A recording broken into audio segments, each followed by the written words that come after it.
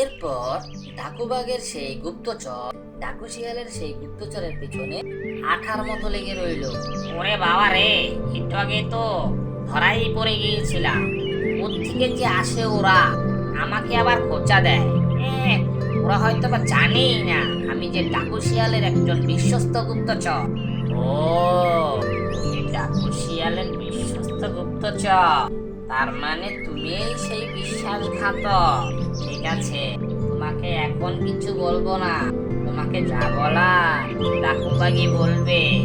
এই কথা বলে খুব দ্রুত ডাকুবাগের গুপ্তচর ডাকুবাগের কাছে চলে গেল এই তথ্যটা দেওয়ার জন্য।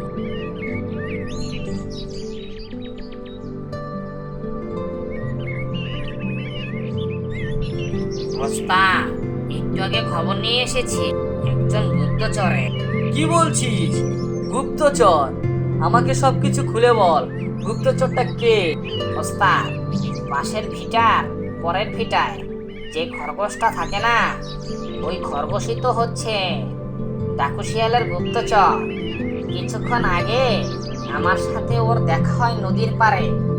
দেখলাম কোত্থেকে যেন হমতি দমতি করে আসছে। জিজ্ঞাসা করলাম, কোথায় গিয়েছিলে? ও আমাকে বলে, পাশের জঙ্গলে গিয়েছিলাম। আমি তো অবাক, পাশে তো আমাদের কোনো জঙ্গল নেই, আছে তো নদী।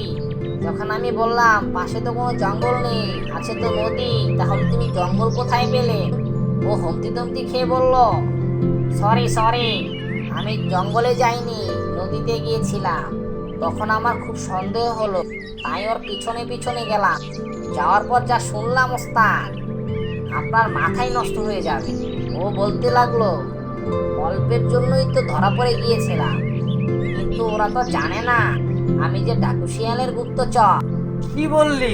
তাহলে কি আমি দুধ কলা দিয়ে কাল সাপ পুষেছিলাম, যাদের জন্য আমি বনকে এতটা সুন্দরভাবে শাসন কার্য পরিচালনার জন্য ব্যবহার করলাম, যাদের জন্য জীবন যৌবন শেষ করে দিলাম, তারা আমার বিরুদ্ধে ষড়যন্ত্রে লিপ্ত? ব্যক্তিগতভাবে যদি আমার বিরুদ্ধে হতো তাও মেনে নিতাম, কিন্তু সরাসরি আমার বনের বিরুদ্ধে ষড়যন্ত্র শুরু করেছে।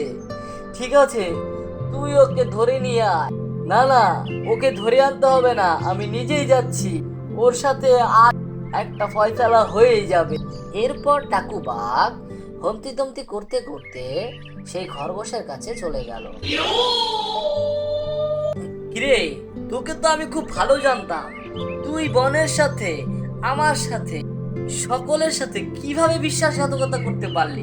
কি হয়েছে? আমি তো কোনো বিশ্বাসঘাতকতা করিনি। কে আমার নামে এত বড় বদনামটা রটালো? কে রটালো? তুই কি জানিস না, এই বনে আমার প্রত্যেকটা সেক্টরে গুপ্তচর লাগানো আছে। আমি কিন্তু বনের সমস্ত খবরই পাই। বিশ্বাস করুন, আমি গুপ্তচর বৃদ্ধি করতে চাইনি। ওই ডাকু শিয়াল আমাকে বন্দুকের ভয় দেখিয়ে গুপ্তচর বৃদ্ধি করিয়েছে। ডাকু শিয়াল তোকে কোথায় পেলো? আর ডাকু শিয়াল আমার পিছনে লাগবেই বা কেন? সত্যি কথা বল, তা না হলে কিন্তু আমি বন্দুকের নল দিয়ে গুলি করে তোকে ঝাঁঝরা করে দেব। বলছি বলছি, আসলে ওই দিন ডাকু শিয়ালের সেনাকে যখন আপনি হত্যা করলেন, আমি ভেবেছিলাম ডাকু শিয়ালকে যদি এই খবরটা দিতে পারি, তাহলে ডাকু শিয়াল আমাকে পর্যাপ্ত স্বর্ণ মুদ্রা দেবে, যা দিয়ে আমার জীবনটা খুব আরামায়েশে কাটবে। তুই শুধুমাত্র সামান্য স্বর্ণ মুদ্রার লোভে বনের এত বড় ক্ষতি করতে পারলি? আমাকে আপনি ক্ষমা করে দিন, আমি আর এ কাজ কখনো করব না। তোকে ক্ষমা? আমি কিভাবে তোকে ক্ষমা করব? বনের সকল পশু পাখিদের সাথে তুই বিশ্বাসঘাতকতা করেছিস, বিশেষ করে সেই গরুর সাথে, যার ভাইকে তুই ধরিয়ে দিয়েছিস। এখন একমাত্র ক্ষমাই হচ্ছে তোর মৃত্যুদণ্ড।